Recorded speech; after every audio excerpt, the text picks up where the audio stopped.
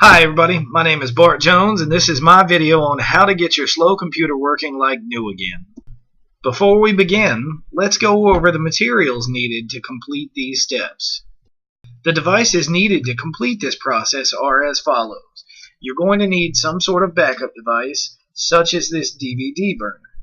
You're also going to need a CD or a DVD to put the information on, or an external hard drive. You'll also need a flash drive or a boot disk of some description so that you can boot your computer and format your hard drive. After you've completed your format, you will then need a Windows CD. This is a Windows XP CD, and Windows XP is the operating system that we'll be putting back on the hard drive. Keep in mind that there are alternative backup devices such as cloud access through the internet. You can also use a USB flash drive, or you can use an external hard drive to back up your information as well. If you're going to use an external CD burner, such as what I have in front of me, you want to make sure that you have either a DVD RW or a CD RW, such as this one.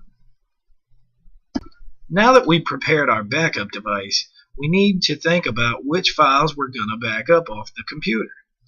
I would suggest your pictures, your music, important documents, school information, anything that you have that you're going to want to keep. You want to go ahead and select those files to burn. If you're familiar with burning a CD or a DVD, then this process should be fairly easy. Just copying over your files to that location and starting the burn process. If you're not familiar with it, then please, by all means, there are plenty of tutorials, and also there is a wizard that you can use with your burner that will help you with this process, copying the information over. Now that we've backed up all the information off the computer we'd like to keep, it's time to format your hard drive.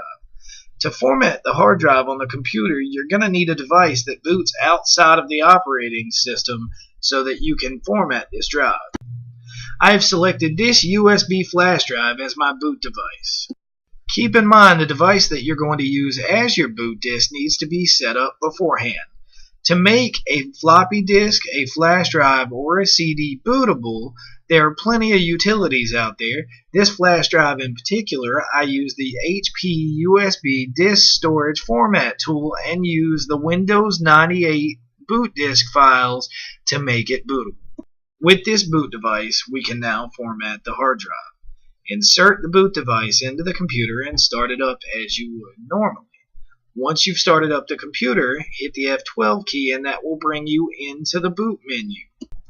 In this menu, we can select which drive we'd like the computer to boot to.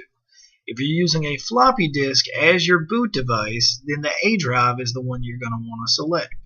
If you're using a flash drive, then you're going to want to search through the list to find the drive letter designation of that flash drive. It usually starts at E or F and later. After we've selected the drive, the computer will begin the boot process, and after it's completed, it will leave you at a Microsoft DOS prompt window. In this window, we'll start the commands that are necessary to format the hard drive so that we can install the new operating system on it. You will notice the cursor sits behind a C:\/ prompt. We need to change this prompt to the drive designation of the boot device. If you're using a flash drive and the flash drive is the F drive, then you would simply type the command F:\/ and then select enter. Once the prompt has changed to the F drive, then we can simply type the word format, FORMAT space C:\/ to begin the format process. If you select correctly, then you will get a warning that says, warning, all data on non-removable disk drive will be lost. Then you'll have an option to type Y for yes or N for no. Select yes and this will begin the format process.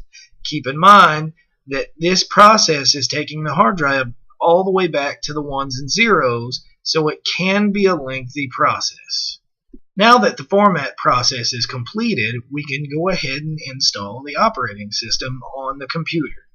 Simply take your Windows XP CD, insert it in the CD drive, and restart the computer. It should auto-run at this point.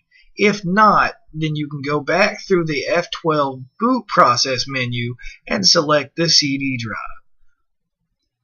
Now that the process has begun, simply follow the steps and answer the questions so that you can complete the installation.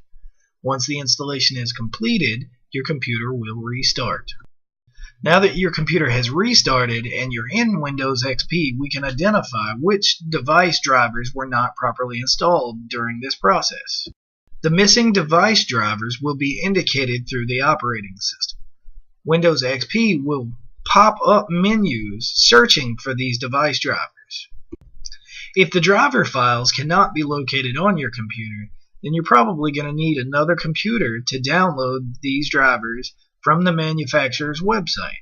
Simply go to the website, type in your serial number, and it'll list the drivers that it has available for that computer.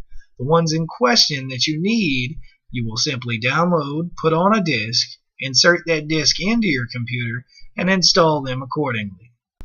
Once all the drivers have been installed, you're good to go. Keep in mind you might want to take all of your backup files and restore them onto your new computer. Once this is done, you're ready to go. Enjoy!